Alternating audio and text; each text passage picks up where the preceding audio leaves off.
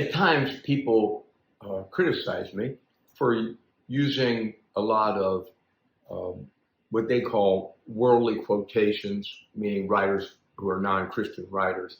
Since I am a Christian, of course, the scriptures are predominantly the place I get my truth. But I always disagree on this excessive amount idea of earthly quotes. I think in this particular age, this is 2025, Christianity has made this mistake. We need to know literature. We need to not treat it as if those things have something in it for us. Some things, of course, are out of bounds, the filth and that stuff. What I'm talking about, like, for instance, when I think about life as an old man, and I see my old friends and how they think about life, I know they're usually disappointed in it and how it went. They're not quite sure what happened. Well, I think of this poem. It was a book-length poem by one of my favorite guys, E.A. Robinson, and it was called Matthias at the Door. And in that, Matthias, there's a section where it says, Matthias looked as a child might who cracked open a nut and found it empty. And I thought that was a telling image. That's how he saw life. He cracked open a nut like a little kid, and it didn't have anything in it. It was worthwhile. He was disappointed. Well, that's how most grown men that I know as friends are. Why? Well, it also says later that Matthias was alive more with indifference than anything else. Think about that.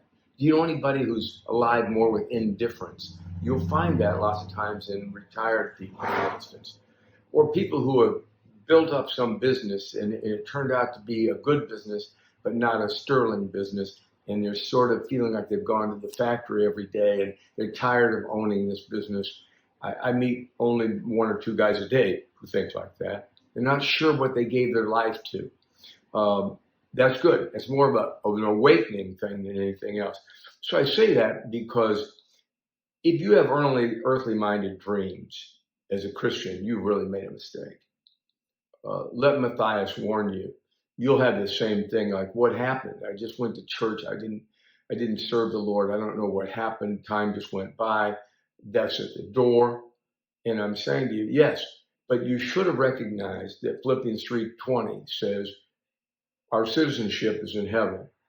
I try to remember every morning. I make myself repeat the fact that I'm a pilgrim, helping pilgrims to go through this world, because my citizenship is in heaven now. I more belong in heaven than I do on earth. More of my work is in heaven now, in that vineyard, what my wife and I call vineyard work, than it is on this earth. And I want you to think about that. If you're a Christian and you're not recognizing that your citizenship is in heaven, this one that you have here in the United States of America will soon be gone. That one is an eternal citizenship.